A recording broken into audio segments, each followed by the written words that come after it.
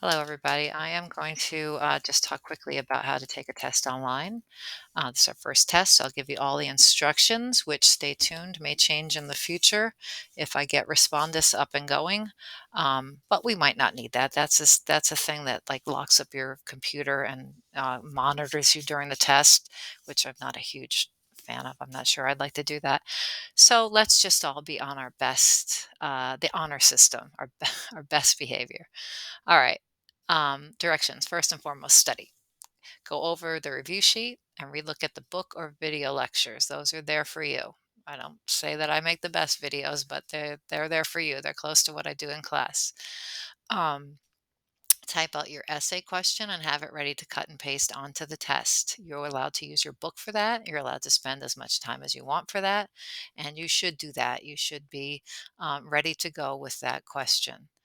Um, you should, on the day that you're going to take the test, set aside an hour and find a quiet place.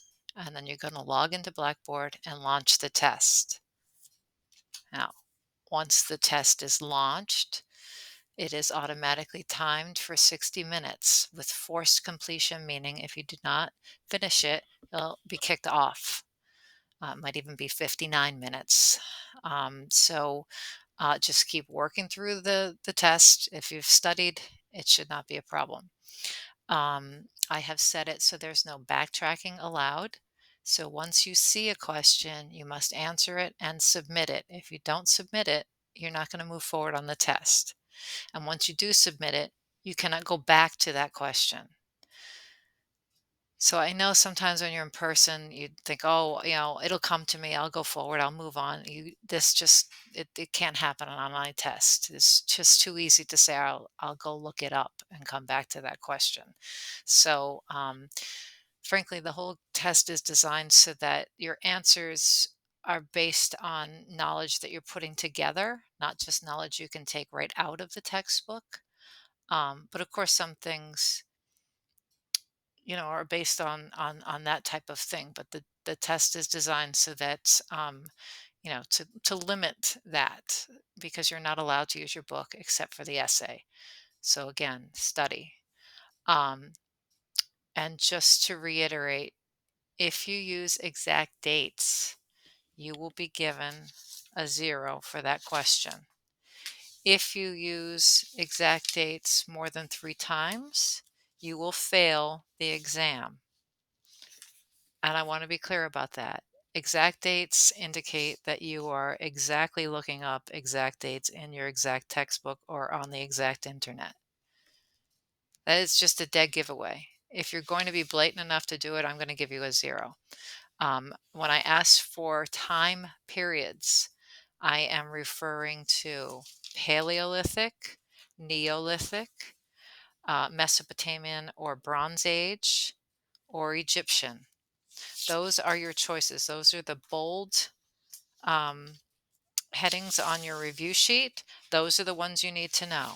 That's a lot easier than trying to memorize 40,000 BCE to 700 AD.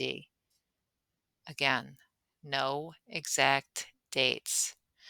You don't have time to look things up. It's a big exam. You only have 60 minutes. Some of them you have to formulate, your own answers. So don't plan on cheating. All right, what to expect? I'm sorry, I meant to change this. This is not fill in the blanks. You will be multiple choice is the instead of fill in blanks. Matching. This is the bulk of the exam. I will give you images, and you're going to match them to terms, periods, or titles. There'll be comparisons, and on a comparison, when we practice this on our homework, you're going to identify and describe each of the two, and then answer the comparison question. There'll be a guided question which you should pay attention to. You have the essay here to upload, that's on it. And then attributions. Attributions are images that you did not see in the chapter or in my lecture, but they are similar to something you have. So in an attribution, you will state what and how it looks like, In just these chapters, don't think, oh, suddenly it looks like a Renaissance painting. It's something similar to the chapters of this test, 1 through 3, and what time period it is from.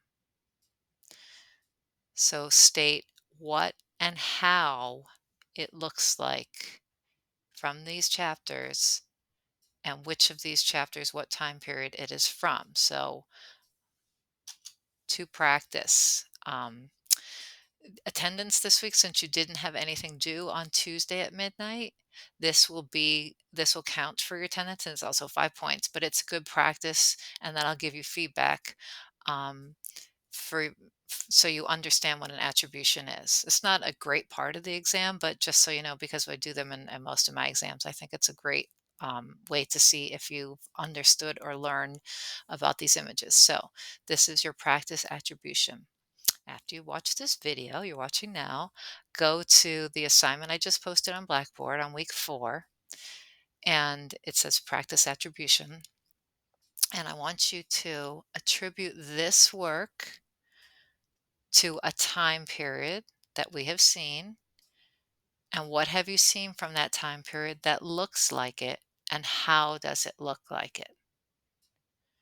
I know you haven't studied for the exam yet, so maybe you'll notice right away.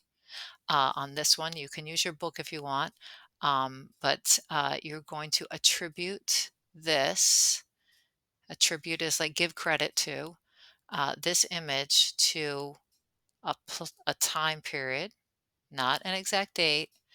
And then what does it look like from that we have seen? I think you'll see right away. So this is your practice attribution. This is on your assignment for 5 points. You're gonna pass that in, and then you'll know what to expect on the exam. All right, that should be it. So I'll launch the exam tomorrow, and I hope you watch this video. And I'm going to send an announcement now. Watch the video and do the little assignment first, so we're clear what to do, and then you'll log in when you're ready.